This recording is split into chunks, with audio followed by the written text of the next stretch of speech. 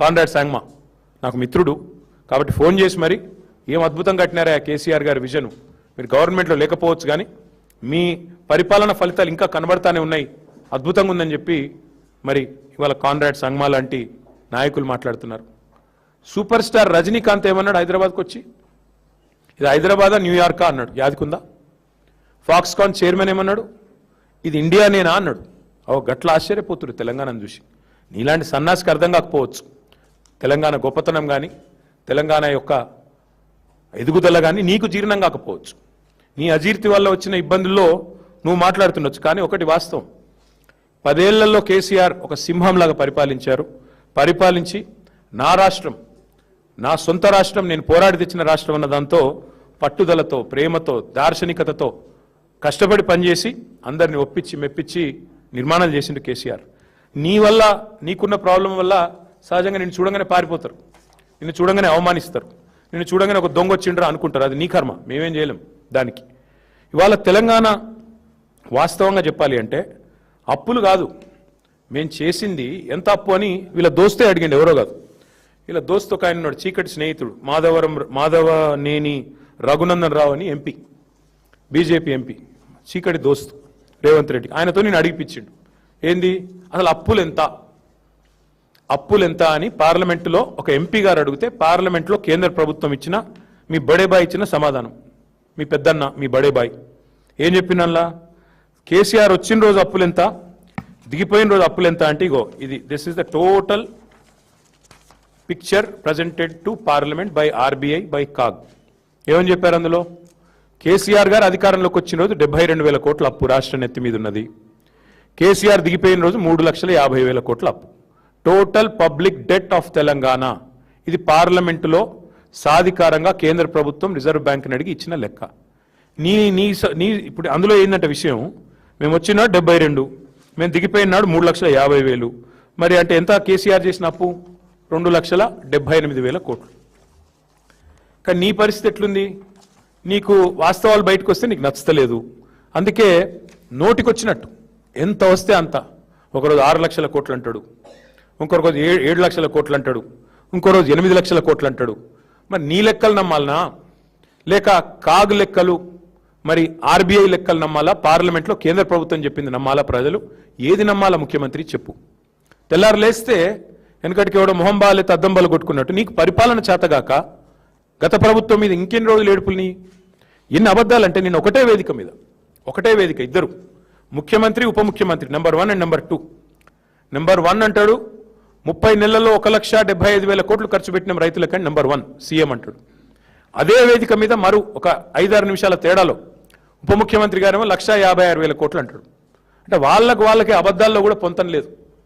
20,000 కోట్ల అంతరం అక్కడిదక్కడే 5 సెకండ్లు 5 నిమిషాల తేడాలో, అంత చండాలమైన పరిపాలన నీది. ఇంకొక మాట, ఇది కాగ్ రిపోర్టు, ఇందులో నెలకు ఎంత వీళ్ళు కట్టింది 2026-27తో సహా మొత్తం ఉంది, కావాలంటే 25 ఉంది, 26 ఉంది, 27 ఉంది. ఏ నెల కూడా వీళ్ళు 2,400 2,500 కోట్లు దాటి కట్టలేదు. కానీ ఏం చెప్తారు, ప్రతిసారి 6,000 కడుతున్నాం, 6,000 కోట్లు కడుతున్నాం, 7,000 కోట్లు కడుతున్నాం. వాళ్ళ ఇష్టం, నోటికి మొక్కాల. ఇది కాగ్ లెక్క. మరి కాగ్ లెక్క నమ్మాలా, నీ కాకి లెక్కలు నమ్మాలా? అంటే అప్పుల్లో మీరు చెప్పేది తప్పే, మిత్తిల్లో మీరు చెప్పేది తప్పే. మళ్ళీ ఇంకా దాని మీదకి వెళ్ళి తెలంగాణ ఏదో దివాలా తీసిన రాష్ట్రం అని నువ్వు మాట్లాడే మాటలు. వాస్తవం ఏంటంటే నీ పాలనలో తెలంగాణ ఆస్తులు కోల్పోతుంది నీ వల్ల, నీ కుటుంబం వల్ల. ఎందుకంటే ఎంత ధనిక రాష్ట్రమైనా, ఎంత గొప్ప రాష్ట్రమైనా ఇంతమంది ఒకటేసారి దోపిడీకి దిగితే ఉంటుందా?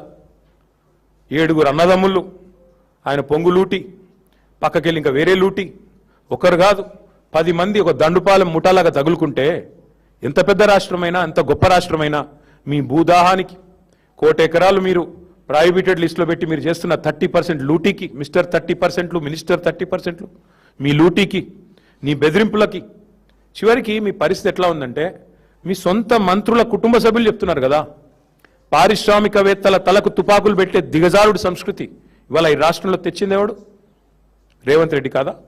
నీ ఇంటెనకాల నీ తమ్ముడు, నీ ప్రధాన అనుచరుడు తలకు తుపాకీ పెట్టిండని నీ మంత్రి గారి కుమార్తె చెప్తున్నది.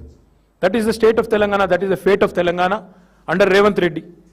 మీ కబ్జాలు, మీ రెవెన్యూ మంత్రి కుటుంబ సభ్యులు, నీ అన్నదమ్ముళ్ళు, ఆఖరికి ఎల్ఎన్టీని కూడా ఇచ్చిపెట్టలేదు కదా మీరు. ఎల్ఎన్టీ సిఎఫ్ఓను జైల్లో పెడతా అని బెదిరిస్తేవి. ఎస్బీఐ వాళ్ళు కోర్టుకు పోతే వాళ్ళను బ్లాక్మెయిల్ చేయబడుతుంది. మరి నీ బేకార్ మాటలకు కొత్తగా ఎవడన్న పరిశ్రమలు పెట్టాడు వస్తాడా? అందుకే నేను అనేది రేవంత్ రెడ్డి గారు, మీరు రాహుల్ బంధు బంద్ చేసి, పొంగులేటి బంధు బంద్ చేసి, బ్రదర్స్ బంధు పథకం బంద్ చేస్తే అన్ని సెట్ అవుతాయి. బ్రదర్స్ బంధు, పొంగులేటి బంధు, రాహుల్ బంధు, రైతు బంధు లేనేలేదు కదా ఈ రాష్ట్రంలో. ఇది వాస్తవం. ఇంకొక మాట కూడా నేను చెప్పేది వారికి, అప్పుల విషయంలో నువ్వు చెప్పేది శుద్ధ తప్పు. అట్లాగే మీరు నెల నెల కడుతున్న మిత్తిల విషయంలో నువ్వు చెప్పేది శుద్ధ తప్పు. సంపద విషయంలో కూడా నువ్వు చెప్పేది శుద్ధ తప్పు. తెలంగాణ వచ్చినాడు నెలకు తెలంగాణ యొక్క రెవెన్యూ 2014లో మేము అధికారంలోకి వచ్చిన కొత్తలో నెలకు 4,000 కోట్లు మాత్రమే తెలంగాణ రెవెన్యూ. అదే మేము దిగిపోయినాడు నెలకు 18,500 కోట్ల రెవెన్యూ పెంచి, అంటే 4.5 లక్షల కోట్లున్న జిఎస్డిపిని, గ్రాస్ స్టేట్ డొమెస్టిక్ ప్రోడక్ట్ని 15 లక్షల కోట్లకు తీసుకుపోయి, అంటే రాష్ట్ర సంపద పెంచి 4,000 కోట్లు నెలకు వచ్చే పరిస్థితి నుంచి 18,500 కోట్లకు తీసుకొచ్చి నీ చేతిలో పెట్టినాం. మరి ఇంకా కూడా సిగ్గు లేకుండా అప్పుల మీద తప్పే నువ్వు చెప్పేది, తప్పుడు ప్రచారం. సంపద మీద నువ్వు పెంచేది తప్పుడు మాటలే, సంపద మీద చెప్పేది తప్పులే. ఈ అన్నింటికి మించి మళ్ళీ రైతు బంధు విషయంలో కూడా మీరు నిన్నటికి నిన్న మీరు మాట్లాడిన దిగజారుడు మాటలు 1-2 కాదు, ఎన్ని తప్పుడు మాటలు నిన్న కూడా. రాష్ట్రంలో అంటే ఈయన వచ్చినాకనే రైతులకి ఏదో గొప్ప పని చేసినాడంట. ఏం గొప్ప పని చేసినావా నువ్వు? వాళ్ళ రాష్ట్రంలో ఏ రైతును అడుగుదాం చెప్పు. ఎంత మీరు ఎగ్గొట్టింది ఎంత ఇంతవరకు? ఈ రోజు వరకు కాంగ్రెస్ ప్రభుత్వం వచ్చిన తర్వాత ఎగ్గొట్టింది ఎంత అంటే అక్షరాల రైతులకి, ఓన్లీ రైతులకు నేను చెప్పేది, వేరే వాళ్ళకి కూడా కాదు.